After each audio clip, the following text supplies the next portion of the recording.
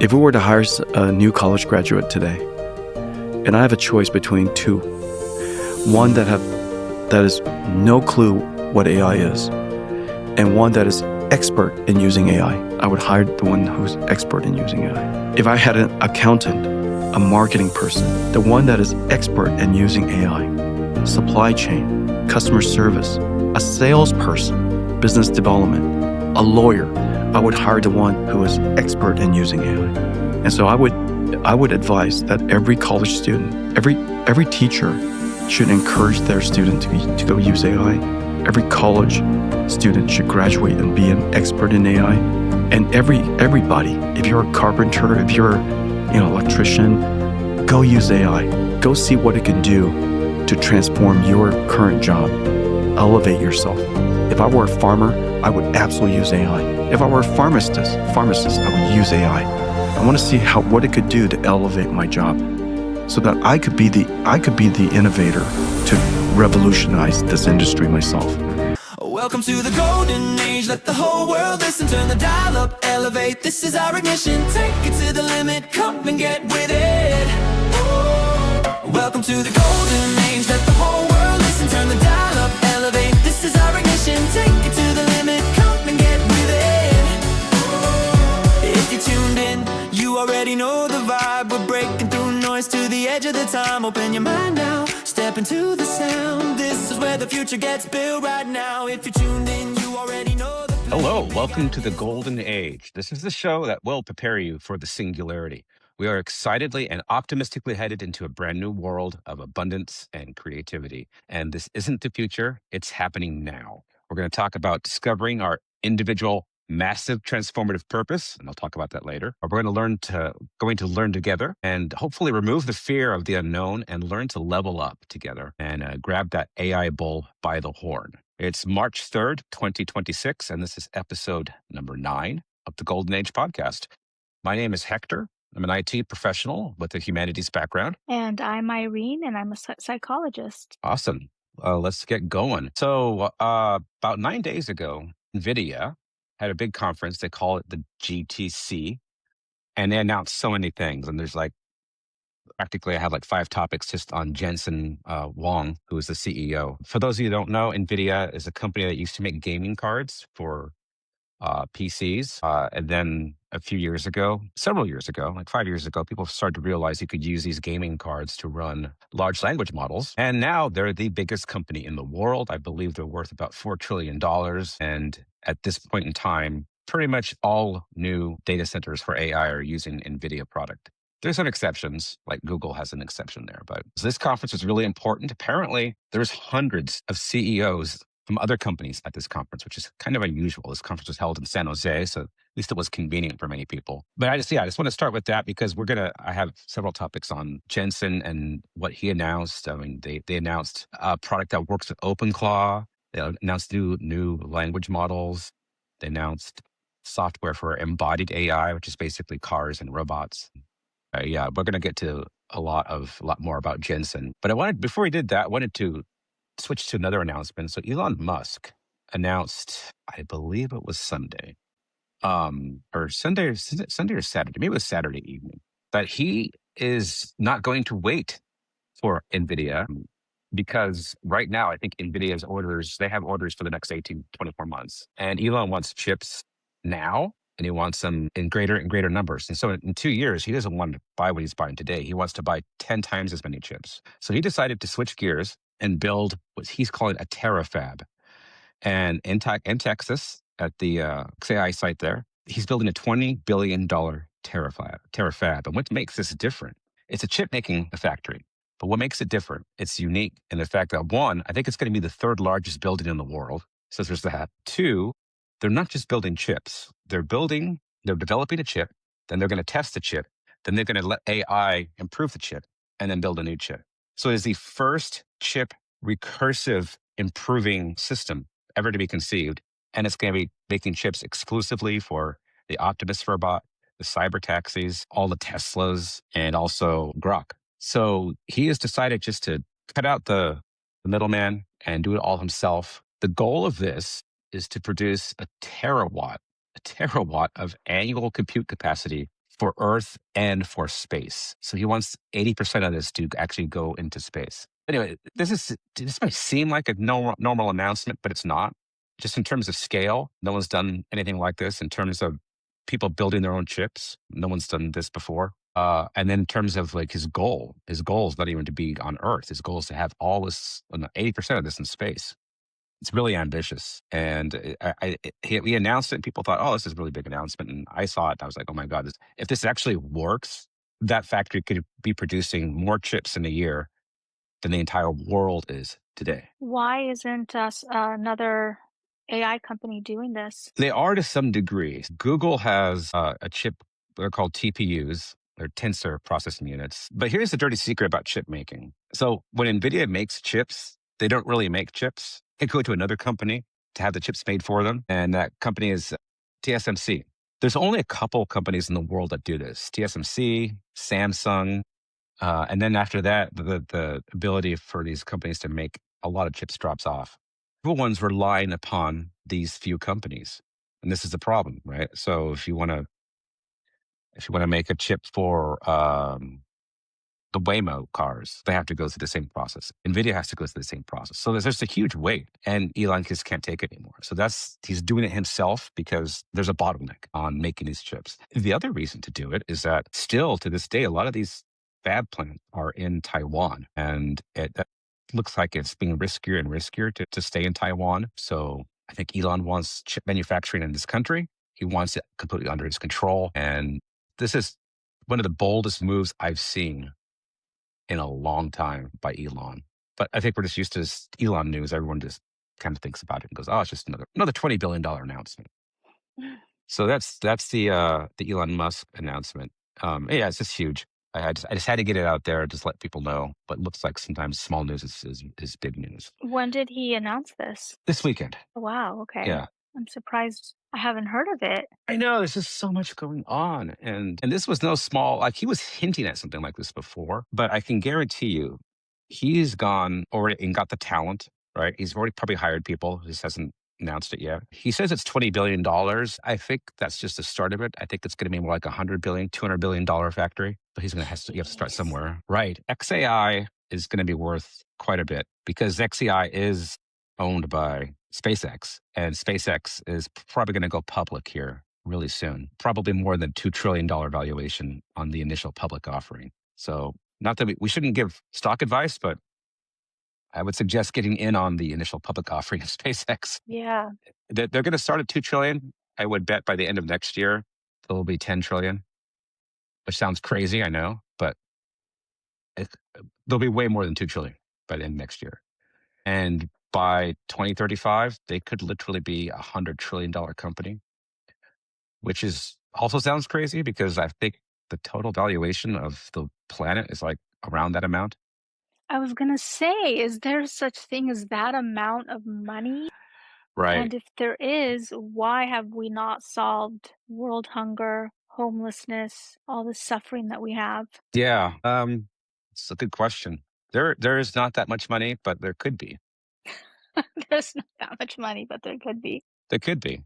It's just we're going to be generating wealth here very quickly, and at some point, even Elon says at some point these numbers are just meaningless, right? It's just representing the scope of what's being produced. Sounds scary, but go ahead. I was gonna say, speaking of wealth, so I keep hearing, in the next 5 years, in the next 10 years, it's gonna be the most millionaires ever made because of AI. How do we become millionaires with AI?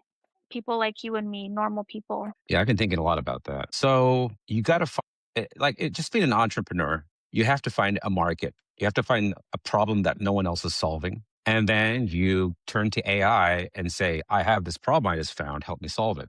Easier said than done, I know.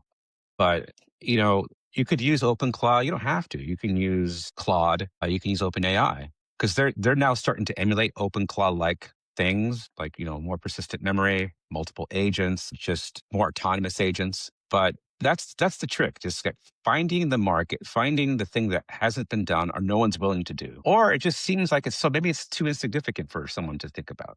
Like I'll let this idea out of the bag, but I was thinking the other day about, my kids are in school. There's this PTA. It seems like it's a lot of work. I thought to myself, I wonder if those PTAs have some sort of software behind them to help them do all this. Yeah, you've mentioned that before. Yeah, and that's not a big market, but who else is working on that problem? And I don't think that'd be too hard to solve. I think you could produce some first what you want to do is go talk to the customer, right? To see what are you using now? How much is it costing you? And then find the solution. And in that case, that kind of company that you would start for that solve that problem, I would say make it a not-for-profit company and practically give away the product, and then pay yourself a salary. And that's how you and then when you leverage that, then you can start to go to other segments out there of leveraging what you already built. Hmm. But I would say if you're going to use AI, it's going to be software that you're going to be building. That's going to be the easiest thing. So find a problem that's out there, try to solve it, use software to solve it. But you have to go talk to the customer, find out the details of the problem, and then propose a solution. You could do hardware, but that's manufacturing. That's a lot more complicated. And then you still have to rely upon someone else's supply chain. Software is just you and wherever it's hosted and the customer. And it could literally just be you. It could be a single person. In fact, it could be almost not you. You could just be like the name behind it. The goal would be to get your open claw, whatever you're using, to automate almost everything from sales to marketing to software development. People are doing that today. I mean, I don't have to even guarantee it. I see people doing that today. It's a question of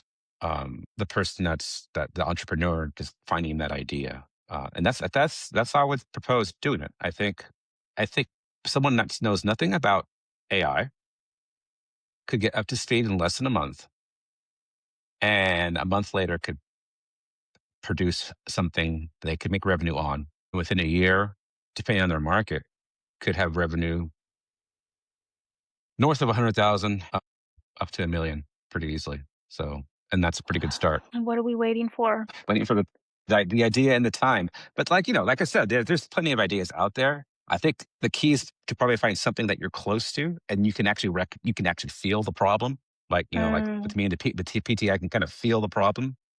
hmm. But maybe your brother is a doctor, and you think you can sense, oh, they have this particular problem because of the software, or it could be anything. Honestly. What comes to my mind is, is always the behavioral problems that we're seeing with kids these days. Hmm.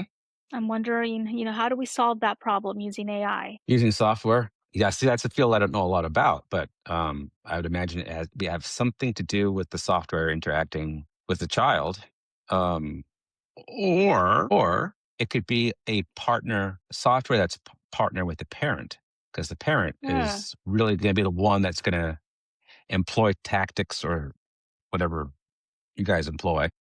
I mean, I'm sure there's things that you ask the parents to do that they probably don't either do well, or maybe they just don't do it at all because they'll probably like, oh yeah, I should do that when they're with the psychologist, and then look, it's just that's human nature just to not follow up. Maybe there's a companion that can be with them on their phone to say, hey, just checking in. How was your day? Did any of these behaviors get exhibited? What did you do?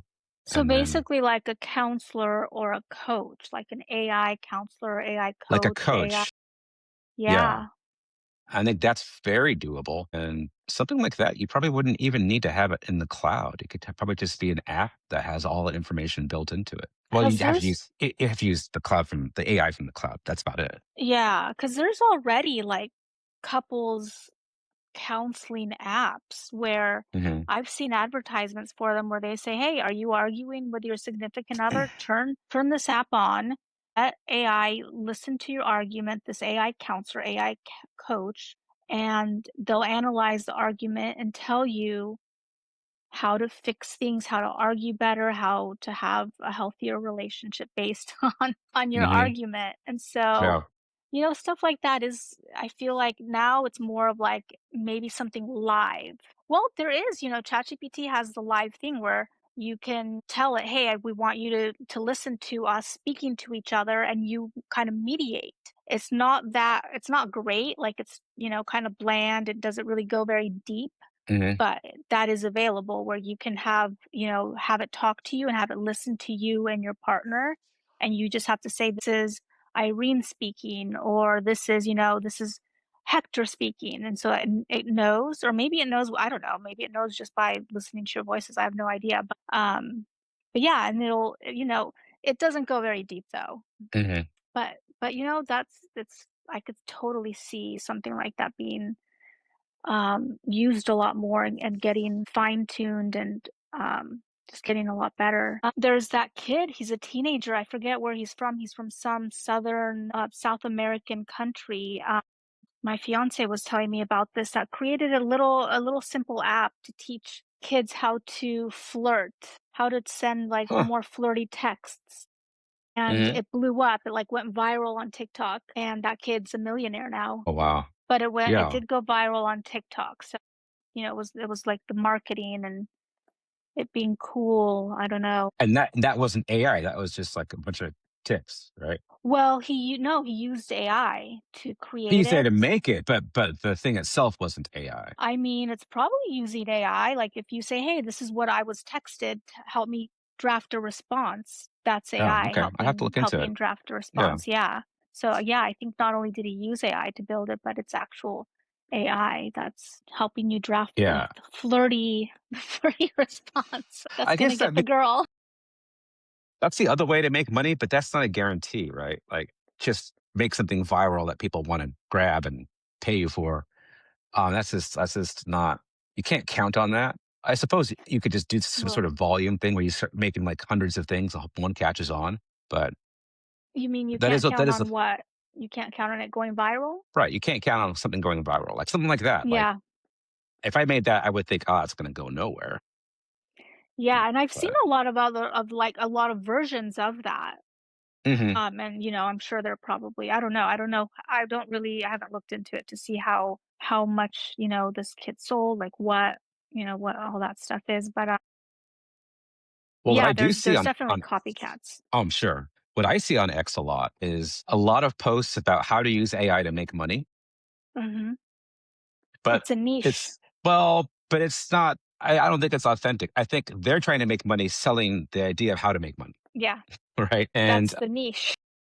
you, it's well, it's like what do they call like you see those things like come to this course on how to flip houses and buy real estate and Hmm. make a lot of money, and you think to yourself, well, if they knew how to do that, why are they bothering teaching Why this are course? they? Yeah, exactly. Yeah, right. So that's another way to go to just be a scammer. But there's definitely there's something to they're tapping into that need out there. They understand that there's a need of people like you and me who see opportunity, don't know what to do.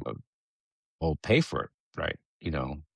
And I would feel a little bit weird selling that. My take would be like, listen to this podcast. You'll know what to do.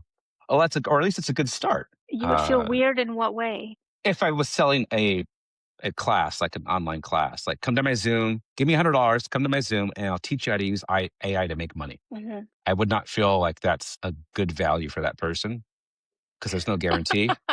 Well, I mean, they're not gonna get. There's a good chance they're gonna take the class and go, "Oh, that's great," and then that's not do anything with it. And I just took $100. If That's business, baby. yeah, that's business. I know, I but mean, you're not forcing them to do anything. They're doing it of their own free will.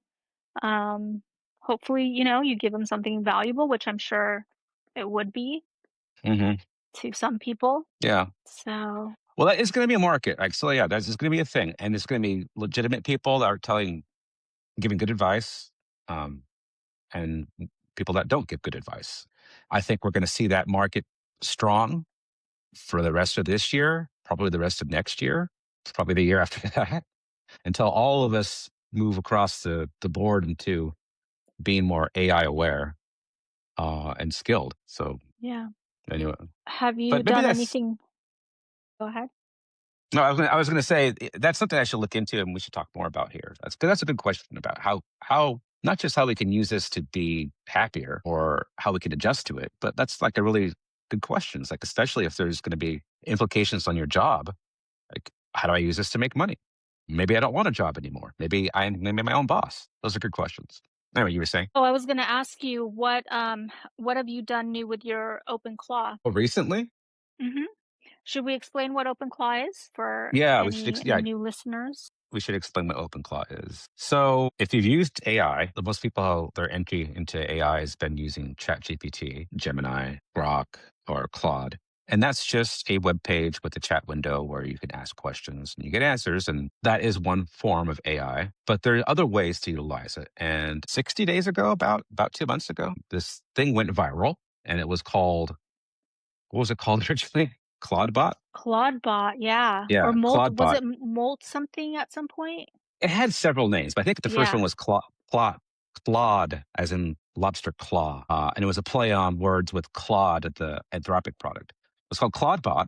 And what it does is it lets you utilize any kind of AI out there, and lets you run multiple agents on your own computer. So you don't have to worry about going to a web page. You don't have to worry about ChatGPT having your data. You just have it all on your computer and you're in control. And you can point it to ChatGPT, Gemini, whatever you want to point it to. It's open source, meaning that no one owns it and the community at large can contribute to it to make it better. So it's free. So all you have to do is have a computer. And so people are putting this on Mac Minis because it's very well suited for Mac Minis because it is based on a Linux. It kind of assumes Linux, but you can run it on Mac OS. You can run it on Windows. There's a Linux version built into Windows, but Mac OS is Wait, very, very. you Go ahead. can or you can't run it in the. You can run it on Windows. So you can install Linux for Windows and you can install OpenClaw on your Windows machine. But Mac OS is very, very similar to Linux. So it runs very nicely on there. And the Mac Minis are kind of low power and just really efficient. So it was really popular. And it just went completely viral. I mean, just if you were in tech, you heard about it. If you weren't in tech, you started to hear about it. Just everyone started to run it. First, it was like programmers and developers, and then it was just like regular people. And it really allows some amazing things because you have control of it, because it's more agentic, because you can run multiple agents. So I was able to write a book, never having authored a full-length book before. A really good book. Thank you. And I'm working on the third book right now, which is a Okay. sci-fi, but other things too. I was able to do some programming. I was able to push apps to the App Store, never having done that before. So it's a force multiplier that allows you just to do things in an automated way that was not possible before. I mean, yeah, could I have written a book before? Probably. If I had the persistence and made the time. But not 3 in a month and a half or 2 months. Right. No, that book I first wrote would probably taken a couple of years, I would think. And even then, probably not as good. So that's what OpenClaw is. And why were we introducing OpenClaw now? You had a question about it. Oh, Right? because I had asked you if you had what new things you've done using Oh yeah. OpenClaw. Oh yeah. So I've been working on the third book, the sci-fi. It's a sci-fi book. It was an idea I had in 2007 about AI and the year 2029. And I looking at my novel notes, and I know no one's going to believe this. There are so many similarities with now and that timeline I wrote back then. I even have events taking place in 2025 and 2026 that look very similar to what happened this year and last year. So I got to get this book out quick before things happen faster. I will say, guys, I can go on record here because there are some predictive things in the book that haven't happened yet. One of them is that Cuba falls. And if you've been paying attention to the news, Cuba looks pretty iffy. And by 2028, the United States has full control of Cuba. And by 2029, venture capitalists are investing in Cuba because the laws are different there and they're more free to do things. That's in my book.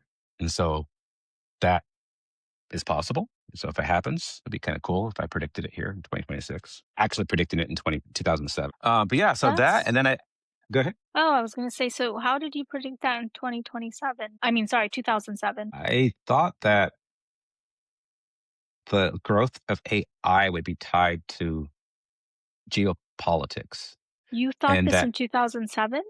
yes. And I also thought that the economic structure of the United States might be unfavorable to high velocity growth, and that people will look towards another country that is compatible with Western values, close to the United States, where they're free to do what the heck they want. And so couldn't be Canada, wouldn't work in Mexico. What geopolitical thing could happen? And I looked at Cuba as this kind of lingering dictatorship that is, what is it, like 30 miles off of Florida? It's very close. And I thought to myself, that seems like a good place to start. And yeah, so that's in there. The other thing I predicted in the book, which just didn't come true, is I also predicted that Brazil would also be a good place for this to happen. That didn't pan out, but Venezuela looks good. So maybe Venezuela is the new Brazil in my book. I don't know.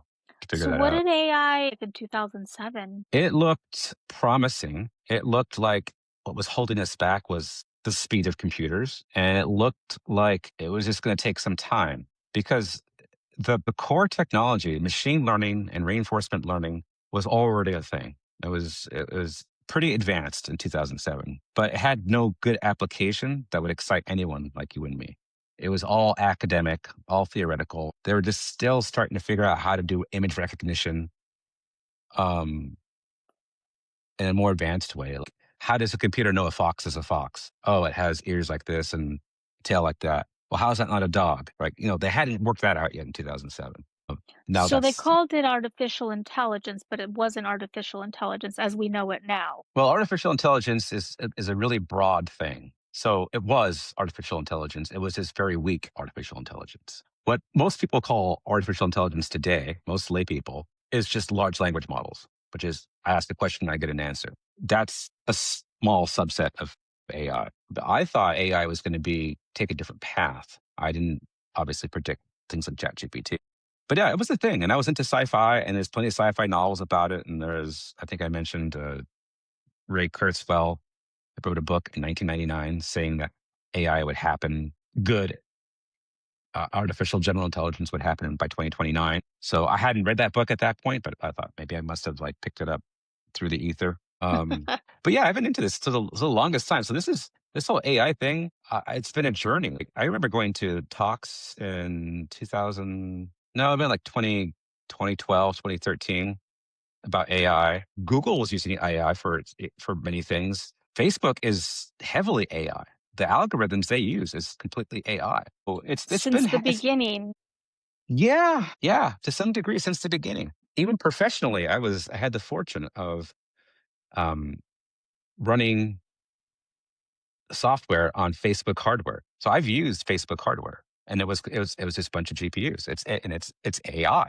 And so for me, when this started to really hit, and when ChatGPT 3 came out, I was like, oh my god, it's like all the stuff I've been thinking about is actually coming to pass.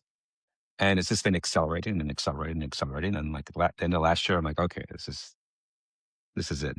I think we talked about doing a podcast like a year and a half ago. It was a long time ago. What So did it's we start saying we wanted to talk about? Oh, because I think it was all the political stuff. all the political stuff. Yeah. Because I don't remember, well, maybe I was into AI. I was into AI, but not nearly as much as, it wasn't, things weren't happening so fast with AI back then. Exactly, exactly. And I guess I was sort of waiting for that moment. And then the end of last year, that's really when the moment started to become apparent. And then OpenClaw for me is that's it. That's when it really hit. And And Scott Adams, everything's right? yeah, and Scott Adams, yeah. So the other thing I can share about OpenClaw is I sent a text to you, and I'm installing OpenClaw on a brand new device on my Really. Raspberry Pi. So this is a little computer. It has everything a computer has. It's just smaller and a little bit slower, but not that slow. Like this is like maybe half the speed of your laptop, probably like your regular consumer laptop, but still really capable. It's got a full-on hard drive in here. I have an older version of it. This is the circuit board. Um, you can install OpenClaw here. I've already installed Linux on here, and then I'm going to install OpenClaw this week. And the thing about this is all the components here probably came out to, well, the price has gone up, like maybe $250. So it's significantly cheaper than the Mac Mini and as capable pretty much in every way as the Mac Mini and uses less But power. it's slower, right? It is technically slower than the Mac Mini, but I can guarantee you, running on this Mac Mini I have here, I have not come close to its potential, and I probably never will. It's overkill. Mm. It really is overkill for OpenClaw. OpenClaw is very simple. It uses text files, not high computation. Everything that's computational, it goes out for. It goes out to the cloud or maybe a local model for running it somewhere. It in itself is not demanding. It's probably less demanding than just running Windows and Microsoft Word, frankly. So it's very basic. My thought was if I can get this cheap and working, this might be a good business model. Like, here's your OpenClaw. Let me help you set it up. And there you go. At the Oh, like doctor's already office. have it pre-installed? Already have it pre-installed. Just Oh my let's sit down. God. Let's have it interview you. Let's set up your Telegram. And there you go. There's your OpenClaw. I think that's freaking amazing. How much would you charge? Because I'd probably, depending on the cost, I'd probably buy one right now. I don't know. Yeah, that's a good question.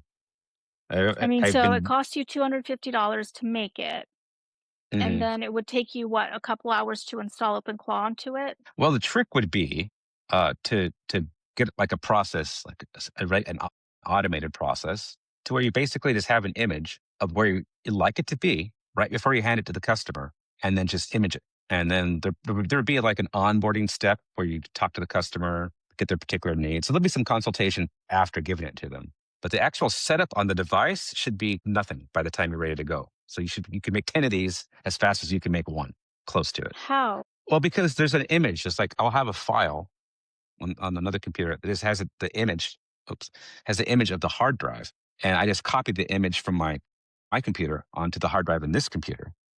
Yeah, but you have to And make that little box. You have to put it together, right? yeah, but that's this honestly, now that I've got it down, I can assemble this box in like 5 minutes, maybe 10. Are you serious? It's You like, can put a little yeah, computer together in 10 minutes? yeah. And if I had an assembly line of like 10 of these, I could do 10 of these in an hour easily. So that's the easy part.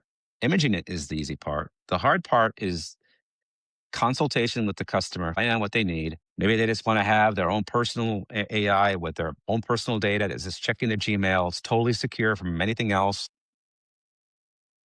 That sounds like the easy part.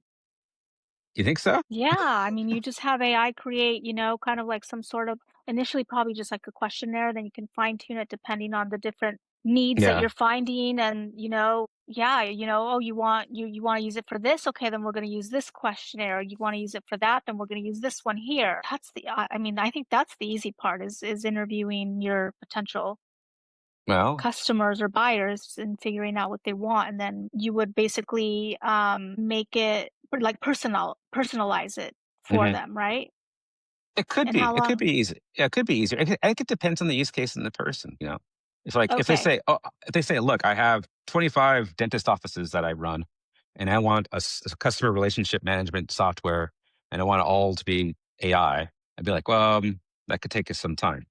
Okay, I Mm. see. Yeah, I see. Yeah, yeah. the part But if I'm figuring out just what they want would it be the hard part? Making what they want would be the hard part, like installing what they making want. what they want. So like Yeah, sitting got down it. with them, it's Okay. called in the corporate world, it's called getting the customer story. All right. Mhm. Tell me your story of what you're trying to do. I'll translate that story into product requirements and I'll build you the product. You'll try it out. You'll let me know. I'll adjust and then we're done. If I'm building it for like someone like you, say you want to use that for your job, I think that'd be more straightforward. And then if there was a colleague of yours who wanted the same thing, then that would be super easy, right? Because it's the same Mhm. Because domain. you've already done one. Yeah. You've already done one, right? Oh, So yes, wow. that's why it's like you can find a niche market where you can just reproduce it over and over and over, where you kind of already know what the customer story is going to be. That could be lucrative, Hector, I think this is a perfect idea right here. and we're giving it away. No. It's not a new idea though. That's the thing, and there's so much demand. But it is because is there a place where I can go right now and buy a little Mac Mini type thing and that already has OpenClaw on it where I just answer, maybe spend an hour N- being interviewed answering what I'm going to use it for and then it gets personalized to me? No, I no, there's not. No, right? So no, No, it doesn't already exist. there's plenty of services now that will give you an open claw and a virtual private server. But that's the relationship ends. They just go, here you go, here's your password, log in, and it is all set up for you. But Oh, really? I yeah, could pay to get an OpenClaw on a virtual server. yes, you can pay today. Do you This know is a how half dozen. much? I didn't look into how much. I don't think it's too much. No. Interesting. That'd be cool to find out because so you bought that little computer thing for you said $250?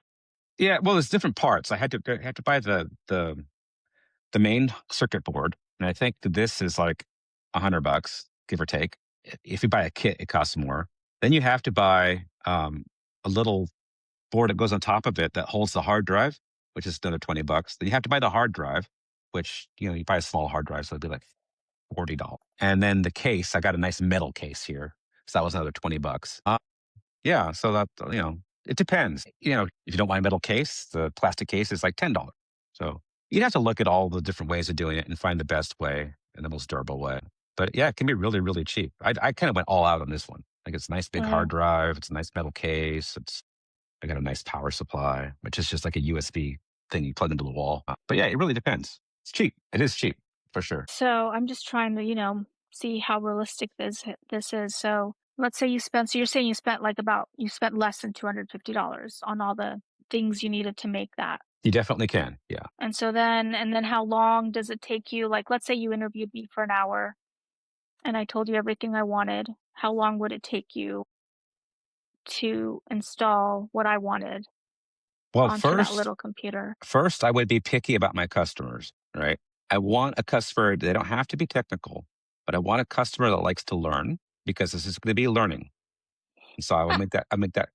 No, no, no. See, the No, clientele is gonna be like, "I don't want it. I don't care about that. I just want my open claw.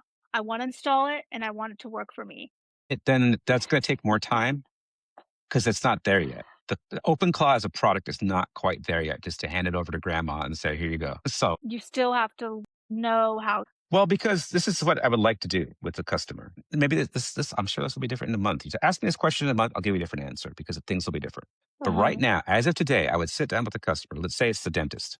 And I would say, um, we're going to sit down on a chat window and chat to your OpenClaw and describe all your problems right now and ask it to give us solutions. And then we're going to look at those solutions. And if we like how they look, we're going to say, build those solutions. And then it's going to build the solution. And we're either going to put the solution on the OpenClaw itself or we'll put it onto a virtual private server. So it's nice and safe. And that's it. It's like a couple hours. It's just because the customer is going to ask the right questions. I don't know the questions to ask. It's going to tell me. It's going to explain in their own language, in their own lingo, in their own jargon, to OpenClaw all the problems I have running a doctor's office. And OpenClaw is going to go, yeah, I can solve all those problems because it can. It knows those problems. And it knows the kind of solutions that are already out there. And it'll say, oh, I see you run this software. Yeah, that software costs you $80,000 a year. Yeah, we can do that for like $100 a month. That's the kind of value that this can bring to a business like that. But it's going to have to be someone that can understand the process, because it's not just there yet where it can just magically do it. It's going to take some interaction. And the one thing that I can do is I know how to interact with AI at this point to get the best out of it. Mhm. And it's in the prompt engineering side of it, right? So I would be very picky at first because I want the customer to have a good outcome.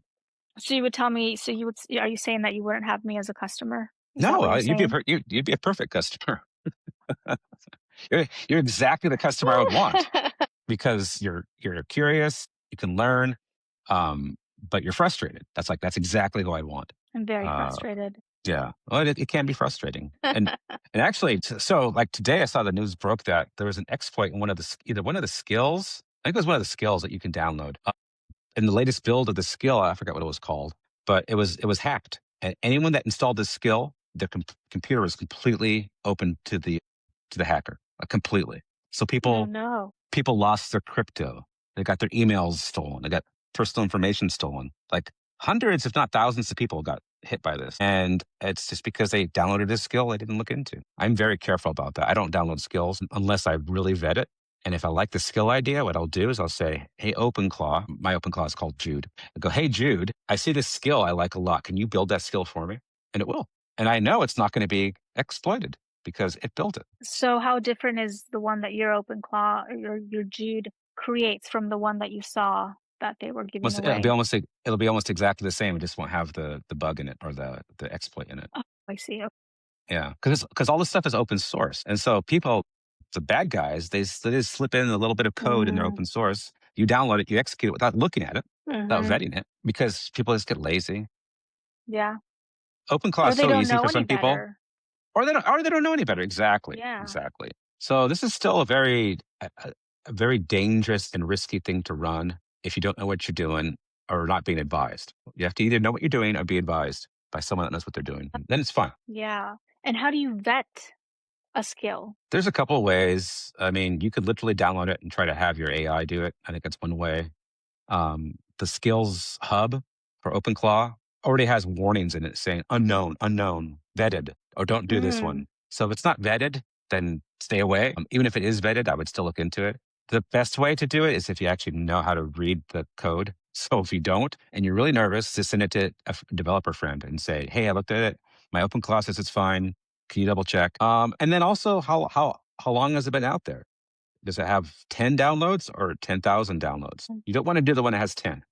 It's pretty early on. Don't want to be a risk taker. Don't want to be the first adopter, not in this stuff. You definitely want to be last. So I think what people are doing is they go on Twitter and they go, oh, look, I just saw this Twitter post about this cool new skill. I'm going to go get it. And that could be completely just a BS post and just a hacker trying to get your stuff, which happened.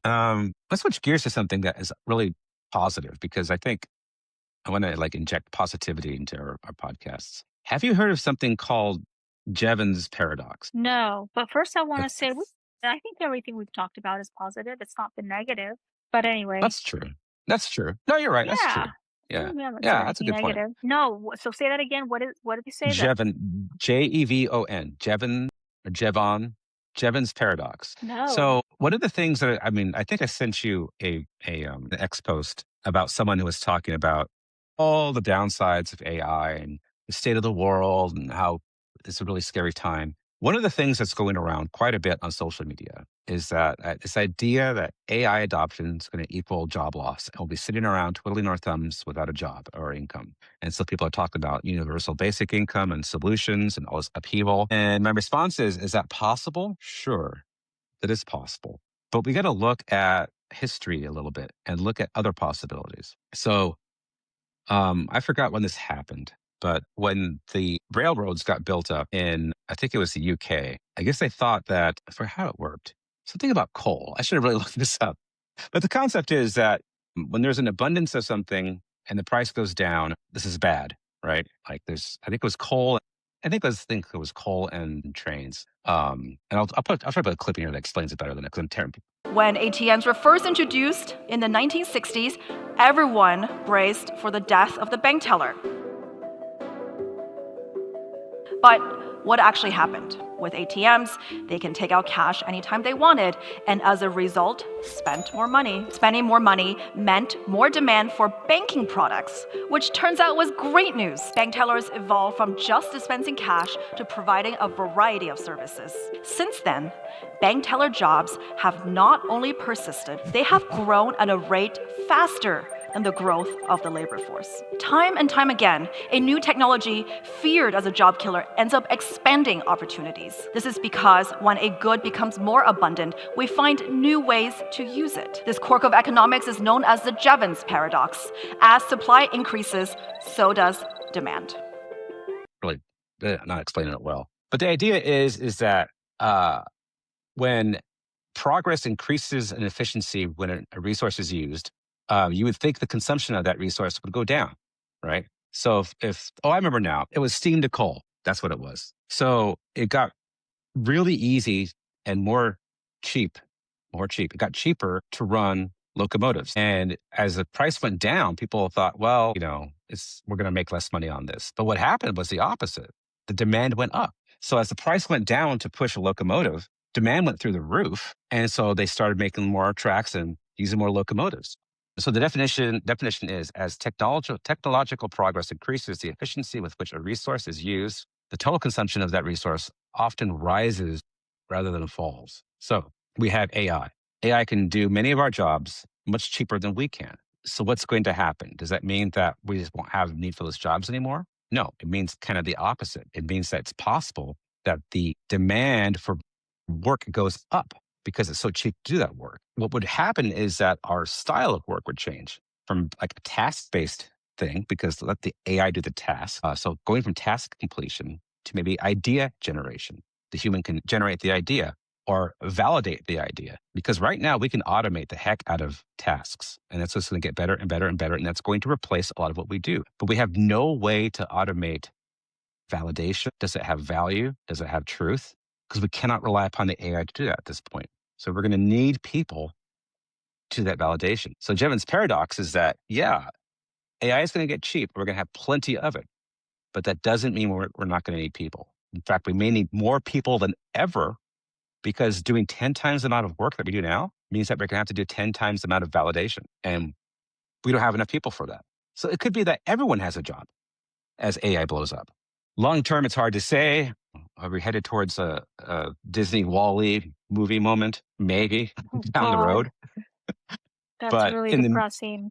That is a little bit depressing. But in the meantime, there's a real significant possibility that demand for human labor goes through the roof because we're making that much more stuff. So as abundance goes up, we'll need humans even more. And so that is, to me, that's logical. I don't know. I wouldn't know what the odds I'd put on that, but certainly at least equal odds to the opposite of just total like job destruction. What do you mean So, by validation though? Like I the concept doesn't make sense to me that as we get more abundance and AI's doing more of the things that mhm. humans do, we're gonna need more Okay. humans. I guess that doesn't make sense to me. Yeah. So let's use a couple of examples. Let's like take education.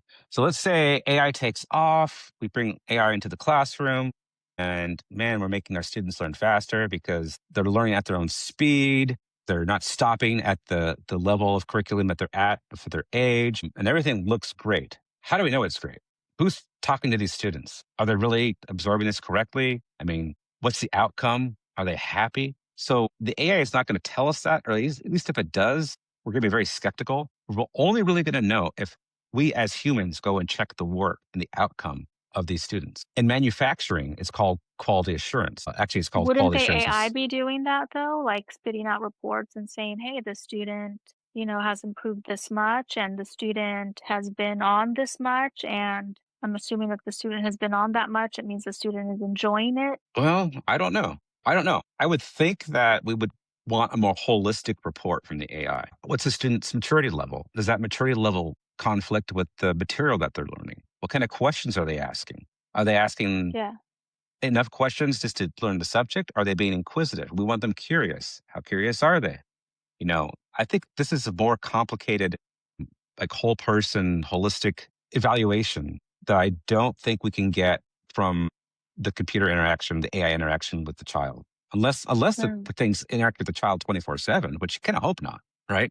We want them to have life outside of the talking to AI. So there's that example. Like I was saying, in the corporate world, you make software. Someone has to validate that software, make sure it passes a quality check, and make sure it works for the case that it's trying to build for. You're right. Long term, I could definitely see AI doing this, but it has to have our sense of what we feel is accomplishing the mission. And some of that is intuitive. Like there could be many ways to solve a problem, like education, but we may feel that one outcome is better than the other, even though both outcomes meet the metric. Yeah, the student can pass a test on that subject, but is there the way they do that? Is there one that we value better than the other? And that like student happiness could be one of those value judgments that really only we could really figure out. Right, but I mean, isn't there I mean, I've heard I've never used one of these because I thought it was weird and creepy, but aren't there already apps out there that you leave on at night and it'll tell you when you're in REM sleep, when you're how often you move, if you snore, Yeah, yeah. right? There's Like, just, there's I there's and a I few. don't I've never looked into how it is measuring this and how it knows, but if there's that, I'm sure, like, there's smartwatches that if you wear, I believe it can tell you your heart rate, it can tell you, all these different indicators that when you put all this data together, it could be overall a good indicator of how you're doing, like, your well-being is, right? Like, I Yeah. feel like there's already all that stuff, but it's just not all connected together. There's things that measure how many steps you've taken, how many stories you've climbed, how many I mean, So I don't even know. you're being way more like technologically, what's the word, not optimistic. Like you're seeing the potential even more than I am, because I'm thinking that there's going to be this in between period where we would rather do it ourselves than rely upon the computer to make the assessment. I think maybe you're right. Maybe the computer could assess the happiness of the child very easily, Mhm. and maybe with better accuracy than we could. But what I we mean, want it there's to. there's a there's like little pills you can take now that will monitor what's going on inside your body, your blood pressure. There's little computer chips that you can swallow that are like in pill form that will let doctors know what's going on in your body. So yeah, I Yeah, feel like that's not too far down the road before AI can is just going to be everywhere and can tell us like our overall well-being. maybe, But who am I to maybe. say?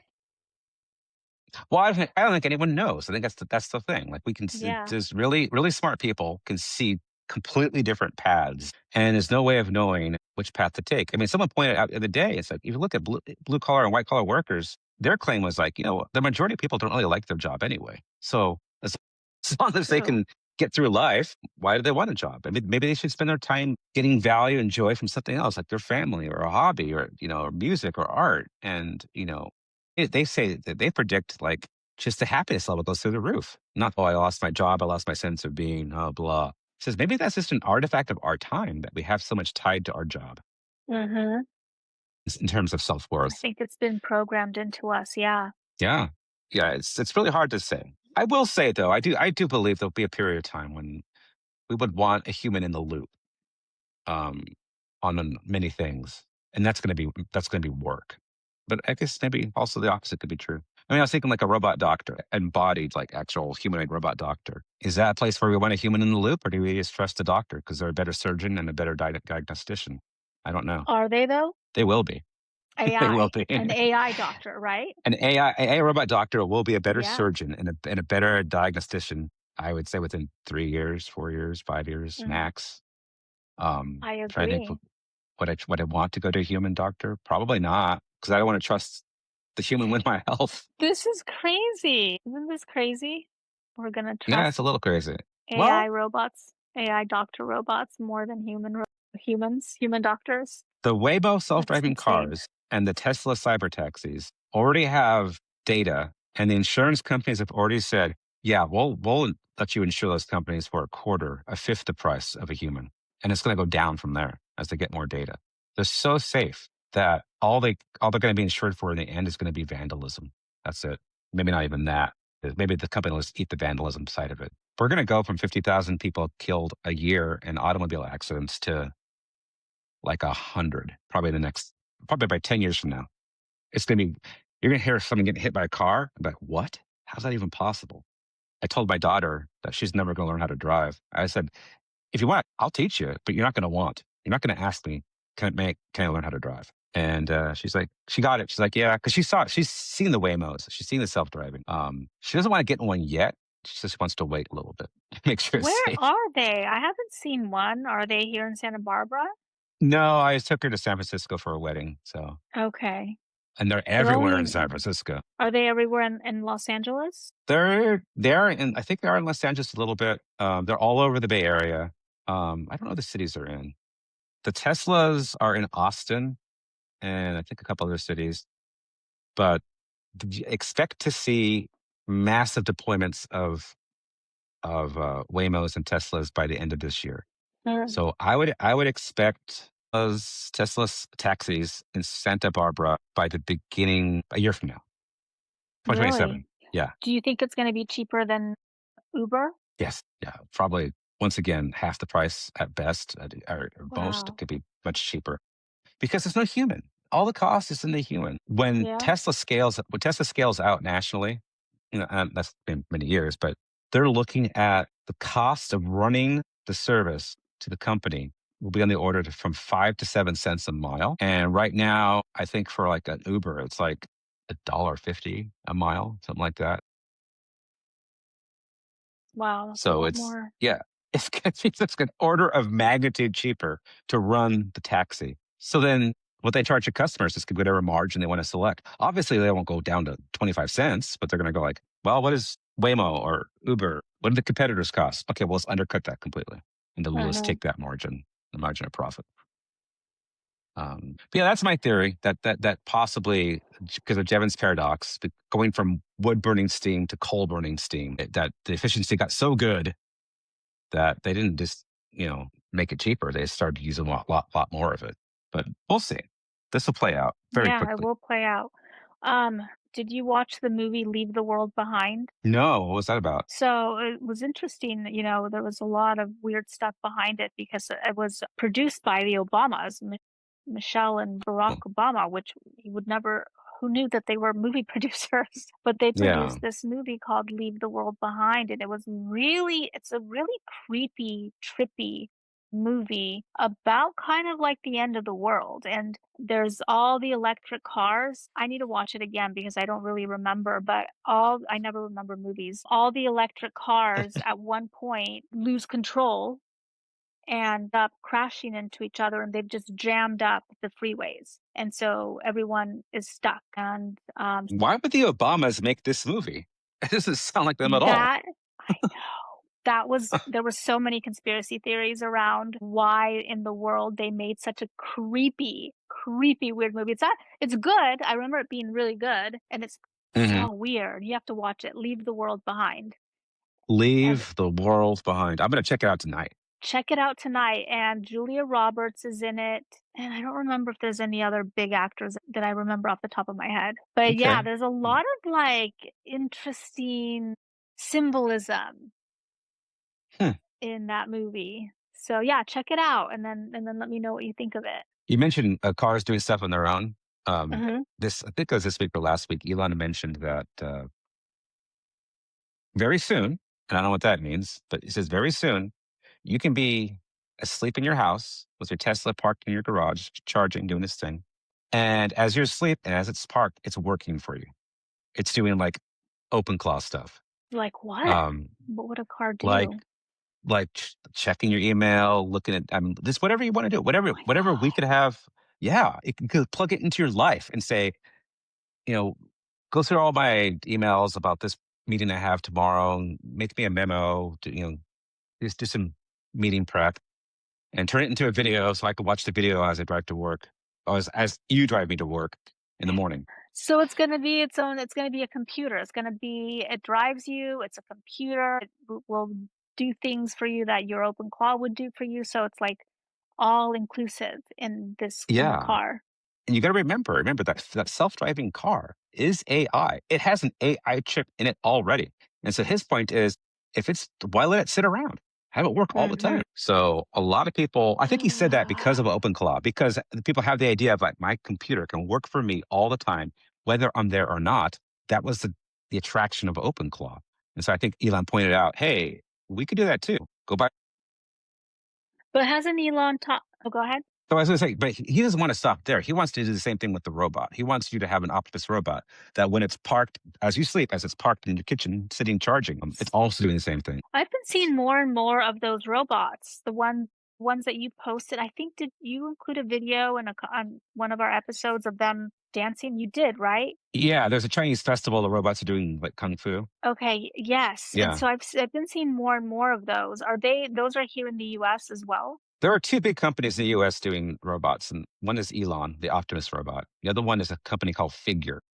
Mhm. But honestly, like the next 20 good robot companies are all in China. Okay. So China has a lead on robot manufacturing at this point. So we have the lead in AI, but they have the lead in robot? They have the lead in robots. Yes, I would say so. I don't know if they're like per se better than Elon's, but they're cheaper and they're pretty good. And if they're Mhm. not better now, they're going to be at least as good. If they spent so much more time on it than we have. It hasn't been a priority for us, but for them it was. So, but it still needs those robots still need good AI internally to be effective, and we still have the lead on that. So they have more robots, we have less robots, but the robots we have are more intelligent because our AI is better. That's in those robots. Yeah, that's you could phrase it that way, and that would be accurate. Yeah, but it's still Okay. early because none of these robots are really are being sold yet at retail. So Mhm. when they start being sold at scale, and let's say Elon's robot is $35,000, but you can get a Chinese knockoff on Amazon for $12,000. What are you going to do? You know Yeah. Yeah, I'm getting my $12,000 robot. exactly. And so what do they do? Will it wash like someone like me, I Mhm. don't have a mansion yet, hopefully one day. If I got one of these robots, what's it gonna do? Is it gonna wash my dishes for me, vacuum, fold my laundry, do my laundry? Is that the sort of stuff people are using them for right now? That's the goal of the Optimus robot and the Figure robot. Yeah, to do those household things. Okay. I look at it on a bigger scale. Let's say you live near a girlfriend and Mhm. you're like, "Yeah, I want to get a robot, but I really want it. It would be really cool, but I don't have enough for it to do." And then you Mm. say, Sure. hey, you want to go in on a robot? And you're like, yeah. And then you find out, God, the robot is like really good. Like does both our houses, and then your friend goes, well, I have a friend that has a kid and just like they're overwhelmed, and then they get in on it, and then it just works out. This robot just spends like 2 days a week at your place. week at your friend's place, a lot of time with a place with a kid, and everyone's happy. So forget running a cleaning service, just buy a bunch of robots and tell people, "Hey, my robot will work for you for Hmm. half the price of a human," and you start your cleaning service with Or robots. here's another idea. You go buy a robot, and then your friend buys a Tesla. But your friend works at home, and you're like I said, your robot is just done with chores by like 10. And like, okay, what are we gonna do? Well, why don't you have your robot go in the Tesla and be a taxi? Now you might think to yourself, wait, the Tesla can already drive itself. Why is a robot in? Mhm. Because people are gonna leave behind crap. They're gonna get the car dirty, and no one's really watching, and no one can do anything about something if the customer is doing something they shouldn't do. With a robot there, it's perfectly safe. And the robot can clean the car between customers. The robot can attend to things that the car can't do, like maybe there's a flat. It's the perfect pair to have the robot in the car. So the robot in the car goes out and does taxi service for 8 hours a day. And so at the end of the day, look in your look in your account. Hey, there's an extra $800 in there, and the same for your friend. It's pretty good. Gosh, and So also I'm there's thinking like it could be a chef too, right? It'll cook for us, go grocery yeah, it could shopping be a for chef us. too. So what's going to happen as people figure out how useful these things are? The demand's going to go like this, which means production's going to go like that, which means price is going to go like that, and then you hit that world that Elon believes in, where there's more humanoid robots than there are humans My because they're God. so valuable. You know what? Honestly, if there was a robot that I could buy right now for $12,000, now that I realize it can be my chef, it can clean for me, it can do my Mhm. laundry, can it babysit? Not that I have a kid, but can it babysit?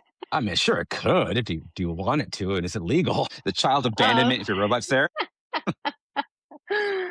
it could start a little business, whether it's, "Hey, I'll rent out my robot to you to clean your house for $100," or I don't know how much, but it'll drive my car, my Tesla, make me extra money.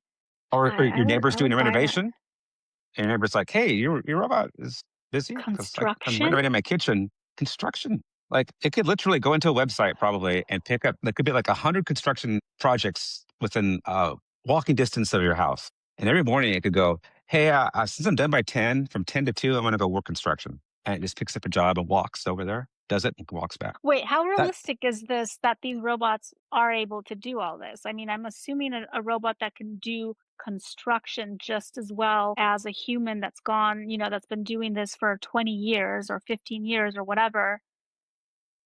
It's going to be an expensive robot. No, that's the No? beauty of it. No, because when one robot is trained to do it, he tells every other robot in the universe how to do It's the the same thing. same, okay, it's the Same same like thing. data or whatever that they put into it. Yeah, they'll send a little Oh my file. God. Like, say your robot says, "I've never done construction," and you're like, "Don't worry about it." So your robot goes to construction site and says, "Okay, you're going to weld." And robot's like, "Okay." And you remember like Matrix, how Neo uploaded a skill? Robot's going to do the same thing. Robot's going to go, "I need to weld," and he'll go wirelessly get a skill of how to weld, and he'll start going to work because it's already a known skill. That's the beauty of it. Do you That's why. think That's what. that's why what? No, that's why Mm, they'll make the perfect surgeon, because yeah. once you perfected how to do a heart transplant, boom, every Uh, robot can do a heart transplant. that's amazing. Do you think that robots will at one point be able to just watch a video and learn how to do something? Like if I showed it, learn how to sew, and I showed it a video on how to use a sewing machine. Will So it be that's able the to, do you think? goal, right? Yeah, the goal is to, I think, well, that's a good question. See, at some point, it won't matter because if you say so, it's going to go like, you showed a video, it's going to go, well, I already know how to sew. I'll watch the video, but you know what I mean? At some point, every skill is going to be done. It can So I'm trying to think of sew, it like, can go fishing for us and catch us lobster and fish, go I guess, okay, hunting for let's let, us. Could it fly a plane? oh, yeah. I mean, planes are already autopilot right now. The pilots just sit there waiting for something to go wrong on planes right now. I'm trying to think if your children invented a game that has never been played before, could the robot learn it? That would be a good question. So they would have to make sure the robot has the ability to learn something it has no sense of being done before. And I think that's Mhm. probably what they're trying to get to. But, Yeah. I mean, I would assume so. You mean learning just by watching as opposed to, like, OpenAI, it's constantly learning and improving itself based on, what we're inputting into it. But you're talking about would the robot be able Yeah. to learn something brand new just by observing Just by observing. And in real there's no life? comparison in real life. There's no comparison he can go to from his other robot friends to Yeah. find like, oh, I know that. That would be the trick.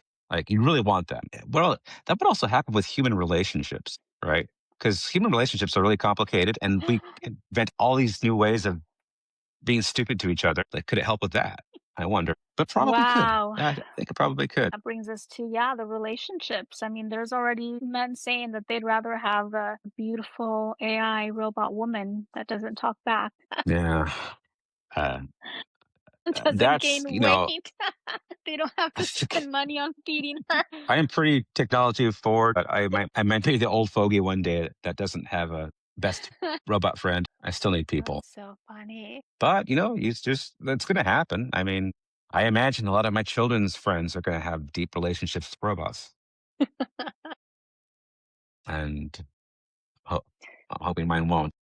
I remember hearing that there were a bunch of women that were all upset because when ChatGPT went up to the new version, it was at like 4 point something and it went up to the 5.2 or whatever it was. I guess the old chats no longer were working. And they were just freaking out because they were like, oh my God, I have to start my relationship all over again from scratch. My old chat knew me so well. There's a business out there, at least one that I saw, that guarantees that their model won't do that. So it's designed for you to have Mm, a relationship with this model. It says it's going to remember, it's never going to change. If we improve, it's not going to change the nature of the relationship. So people are already prepared for that's this, I think. funny. Hilarious. Yeah. Something I heard recently that I thought was really interesting. I don't know if this is true or not, but it could be true at some point. This person said that they went on a job interview and that they were told, we want you to log into your AI, your ChatGPT. And there was a prompt that they had already written, something along the lines of summarize my personality and my strengths and weaknesses based on everything you know about me. And then Oh my they God. would No. read that. And so I did that with my ChatGPT. I asked it, summarize my personality or what you know about me, my strengths and weaknesses, and it was actually pretty flattering. So Okay, it's good. something I would Well, want yeah, my. I better go do that now too. I have I the would never show prompt, them that. Okay. Oh yeah, right? send me the prompt, please. I'll Yeah. send you the prompt, yeah, because it was like a specific prompt. They posted it when they were telling the story, and they posted the prompt that they had to use that this company told them, like, use this prompt, Uh, and we want to read what your ChatGPT tells you. Can you imagine if you applied for a job and they said, okay, well, we're going to hire you, but first we want to see the entirety of your Google searches God. because people are using chatbots the similar way. Mhm. That's why I you gotta can't say I'm. confuse it every once in a while. You gotta just Yeah. ask random things and say random things and just to, throw the wrench in there. Well, the other thing, okay, so if people are concerned about this for some reason, all the major providers let you go into your history and delete it. So if you're Mhm. concerned that you've actually put something into the chat that you don't want someone to ever see, because if it's there, someone could see it one day. Like maybe you pass away and your kids get in there and see Oh, your your chat GPT history. dark If you don't questions want that you all asked. your dark questions, right? If you don't want that, okay. If you don't want that, go to ChatGPT, say, I want to delete all my history of chats, and it'll tell you how to do Mhm. that because you Yeah. definitely can. So this is another reason why people want to put that on their OpenClaw so they can have those darker conversations. Oh, and then OpenClaw is what, more secure? Oh, because it's not connected to any. It'll be only right here. So you can physically But grab it's it and throw it in the trash. But it's still, in order for OpenClaw to have like its brain, it still needs to be connected to some sort of AI, like OpenAI or Claude, Anthropic or Yeah, but something, right? that's Wouldn't that be history be there? no, not in the same form. It wouldn't be in a text format. It'd be in a tokenized format. So Mm. could in theory ChatGPT go through the trouble of capturing your token yeah, it could, but I don't think it has the interest in doing that. It's too much of a pain in the ass. It's the text history that they use. There's even a question when you log into these services, they ask, may we use your history to enhance your service? And most people just click the default, which is yes. So all that history you have in there, they're using that text history completely. You can bet on it. But the text history in your OpenClaw is yours and not accessible by anyone else that you don't give access to. So um, if you're in crime, definitely use this. Darn it, I have to get one of those then. Yeah. We have gone long. It is 9:00, so we should Are probably you wrap it up. serious? What time did we Yeah. start? I 7:30, don't know. 8:30. So we've gone an hour and a half. Yeah, let's wrap Got it an hour up. and It a was half, yeah. fun, imagining I think our imaginations went a little wild, which is good with all the robot stuff. Which is good. Yeah. I mean, it's important because this is going to happen really quick, and just the idea, like, yeah, set the seed of this idea, so when it happens to you in the real world, you're like not shocked. That's going to help a lot to be not shocked. That moment happens, and you're like, okay, it's weird, but I'm kind of prepared for it. You know what's Um, funny? This reminds me of, I don't know if if you've seen that video from like the early, maybe it was the early 90s or late 1980s, where they're on the mhm. news and the news anchors are talking about, have you heard that this new thing that the internet, WWW, like World Wide Web? I have seen this. Yeah, yeah, yeah. I wonder if one day they're gonna look at our video and be like, look at these people talking about, yeah, robots and AI. Are they gonna be able to do this? And how many people are gonna have Uh, robots? I would like to think that they would at least consider us Forward thinking. mo- more more forward thinking and more up to speed. Yeah, we'll look a little bit silly, but at least we were talking about it when it did Yeah. seem silly. Yep. Just like what? But some of these things won't. Some of the things we're talking about will still be a, a matter of discussion in the future. Like the skill sets that we have to have. That's going to be worked out for years and years and years and years. What is going to be our purpose in the future? That's going to be continuing to evolve. These big questions that we're asking are always going to continue to be big questions because they've always have been big questions. So I think we're taking the right approach by just not focusing so much on the specifics, but focusing on the outcomes and the consequences. Just asking the questions because that's all you can really do. Yeah.